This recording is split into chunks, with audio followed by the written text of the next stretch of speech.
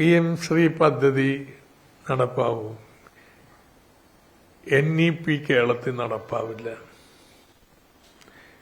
PM Shri പദ്ധതി നടപ്പായാലും NEP നടപ്പാവില്ല.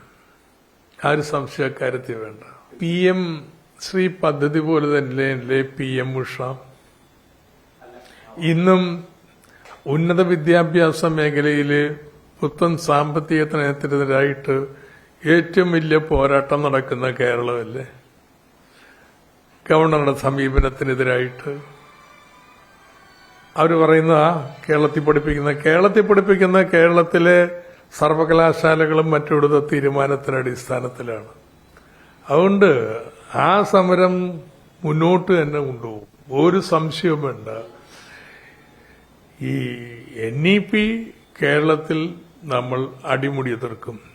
NEP എന്ന് പറയുമ്പോൾ ഹിന്ദുത്വ രാഷ്ട്രീയം, കാഴ്ചപ്പാട്, വിദ്യാഭ്യാസത്തെ കലർത്താനുള്ള എല്ലാ നടപടികളെയും വിട്ടുവീഴ്ചയില്ലാതെ എതിർക്കും, തോൽപ്പിക്കും. അദ്ദേഹത്തിന് അങ്ങനെ വലിയ മോഹമുണ്ട്.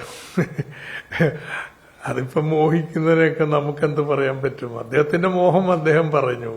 പക്ഷെ കേരളത്തിൽ സർവർക്കറെ പഠിപ്പിക്കുന്നില്ലല്ലോ. മാറ്റണമെന്ന് പറഞ്ഞ പാഠപുസ്തകം തന്നെ നമ്മൾ പാഠപുസ്തകമായി പ്രത്യേകം അച്ചടിച്ച് ക്ലാസ്സുകളിൽ കൊടുത്ത് പഠിപ്പിക്കല്ലേ ചെയ്യുന്നത്. ഏതായാലും സർവർക്കറെ പഠിപ്പിക്കും.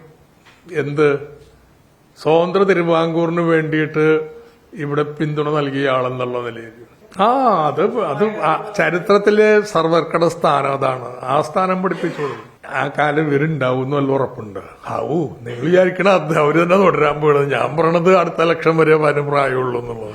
ഞാൻ പോളിസിലൊന്നും മാറ്റമില്ലെന്ന് ഒരു പുത്തൻ വിദ്യാഭ്യാസവും കേരളത്തിൽ നടപ്പാക്കാൻ നമ്മൾ അനുവദിക്കുന്നതല്ല.